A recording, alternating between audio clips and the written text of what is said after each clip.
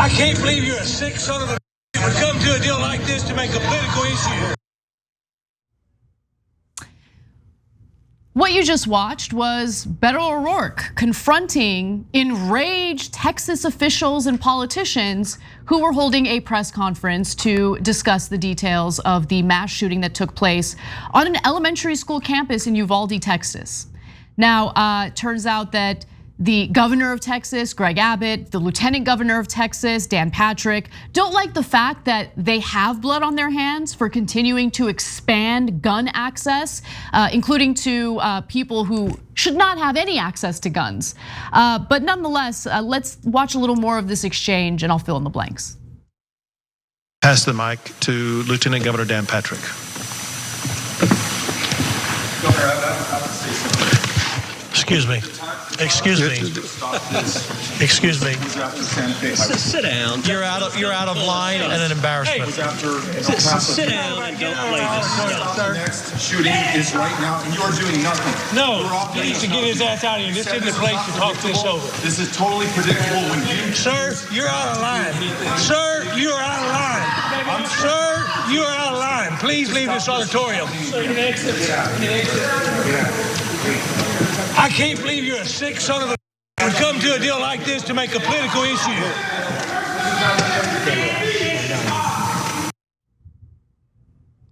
What you just witnessed were Republican politicians and officials in the state of Texas who showed way more outrage over Beto O'Rourke confronting them about what they've done in that state than they did when news broke involving children getting gunned down in a classroom.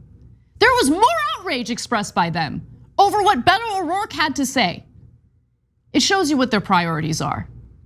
They refer to him as a, sick son of a bee because he had the audacity to do something that, quite frankly, I wish more Democrats had the courage to do. Instead of playing these games with civility and, oh, my dear colleague, yeah, how about you stir the pot a little bit? How about you call them out?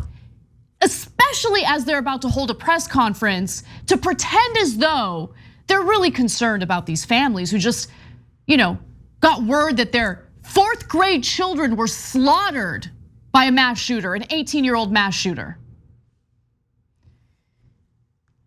And the statement that we get over and over again from the very people who want to enable terrible people to be able to go out and buy guns is don't politicize this, don't politicize this. This is political.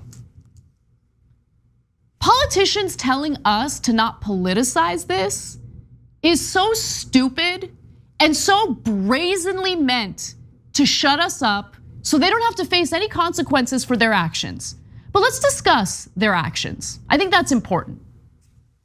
Let's start with what Texas Governor Greg Abbott has done, what has happened in Texas under his leadership. In the last 2 legislative sessions, Texas legislators have loosened gun laws, most notably by passing permitless carry in 2021, less than 2 years after mass shootings in El Paso and Odessa took the lives of 30 people. Less than 2 years after those shootings happened. Look, I've said this on the show before, I'm gonna say it again, okay? I'm not in favor of banning guns. And in fact, I haven't heard a single politician advocate for banning guns. Yes, the Second Amendment exists. And much like our other constitutional rights, it has limitations, or it should have limitations. Why would you do away with a requirement that would have people get a permit, qualify for a permit before being able to purchase a lethal weapon? How does that make any sense? Almost everything we do in this country is regulated in some way. You can't just decide out of nowhere, I don't have a driver's license, but who cares? I live in a state where lawmakers think it's totally fine for anyone to drive a car, regardless of their age. And the argument will be, well, there isn't a constitutional right to a motor vehicle. Fair. But the Constitution specifically mentions a well-regulated militia when it comes to the Second Amendment. Funny how the right wing loves to leave that out. Let me give you more. When a then 17-year-old student killed 10 people and injured 13 more in an art classroom in Santa Fe near Houston in 2018, Abbott called on state lawmakers to consider red flag laws that would allow state courts to take firearms away from a person who represents a danger to themselves or others. Wow, I didn't know that. Impressive. Greg Abbott apparently has somewhat of a conscience, right? The problem is he doesn't have balls. Because a few months later, he backed away. Like the coward that he is, like the craven, pathetic politician that he is. He backed away. Why did he back away? He backed away from the idea after Lieutenant Governor Dan Patrick and gun rights activists drew a hard line against it.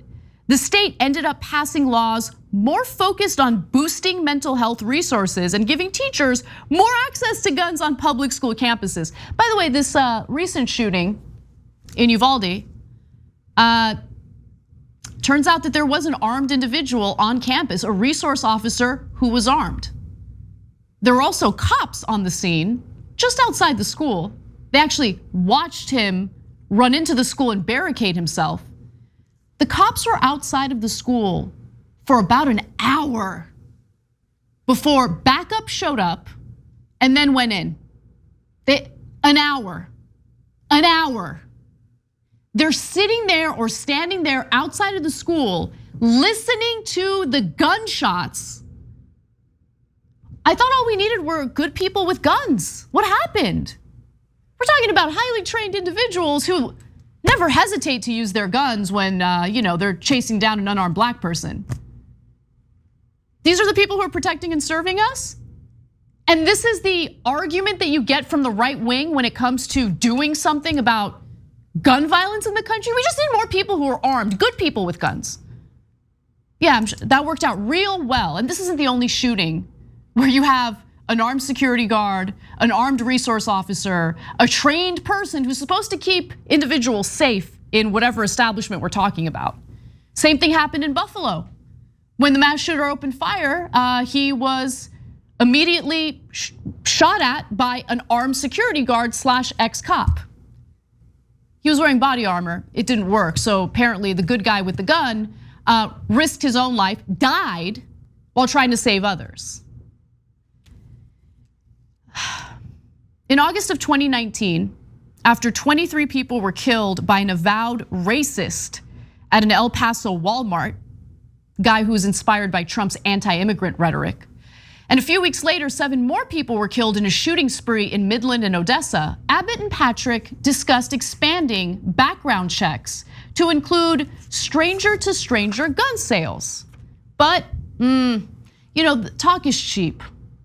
They might tell you what you want to hear after a mass shooting, but what do they really do when all's said and done? When the insane news cycle distracts us with some different story? This is what happens. By the end of the next legislative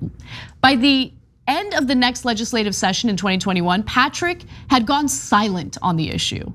And the legislature instead passed a bill long sought by gun rights activists that allows Texans to openly carry a handgun without a permit.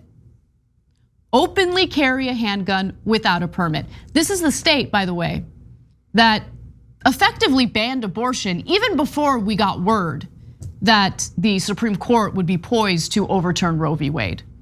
And what do they tell you? They tell you that they care about lives. They care about lives so much.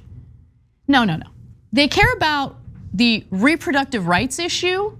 They care about posturing as anti-choice zealots because that's the culture war that keeps them in power.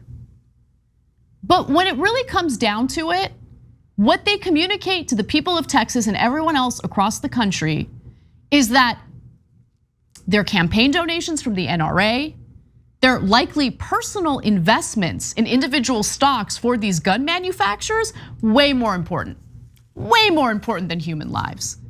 They don't even care about the lives of the zygotes they purport to care about. It's a political tool for them. It's the only way that they accumulate power. They certainly don't do it by regulating their power grid to ensure that people don't freeze to death during a winter storm. They certainly don't do it in the form of legislation meant to make people whole in the middle of a pandemic where they desperately need financial aid because they've been laid off. They can't campaign on those things because they abandon their voters when it comes to anything that would actually substantively improve their lives. So instead, they decide, all right, well, what's our next culture war issue? Who will the collateral damage include? Okay, let's take women's rights away from them. Let's strip them of their reproductive rights. And then we'll posture as individuals who care about human lives while we simultaneously allow every lunatic in the country to access whatever gun they want with whatever magazine capacity they want. That's the pro-life garbage that we hear from states like Texas. So I'm sorry, Beto O'Rourke interrupting them, in my opinion, is the bare minimum, the bare minimum. And then what did Abbott have to say after all was said and done? Let's watch. Every Texan, every American has a responsibility where we need to focus not on ourselves and our agendas. We need to focus on the healing and hope that we can provide to those who have suffered unconscionable damage to their lives and loss of life. Hey, Abbott, we're still trying to heal from the mass shooting that happened not too long ago in Buffalo, New York. To say don't politicize this is to tell the American people to shut the F up. Don't blame me. I love my power, I love my money, and I love basically continuing what I'm doing. I mean, Texans died under his watch as a result of his decisions with their privatized, deregulated power grid. Does anyone really think that these people care about human lives? No, this is political. And Beto O'Rourke doing the bare minimum was nice. I'd like to see more. And not just from one or two politicians in the Democratic Party. I'd like to see just a little more fierceness, a little more rage, a little more passion from the very people who right now, as we speak, are fundraising off of the tragedy that happened. Don't send me your goddamn emails, Pelosi or Schumer or any other member of the Democratic Party that doesn't do anything. They love the legislative filibuster in the Senate. They love the Senate parliamentarian. They love any excuse to not have to do a goddamn thing for you. And then when tragedy strikes, they'll send you those emails. Please give us money. Don't. They don't deserve it. And what they'll do with your money is help either re-elect or elect conservative Democrats who then later serve as their convenient excuse.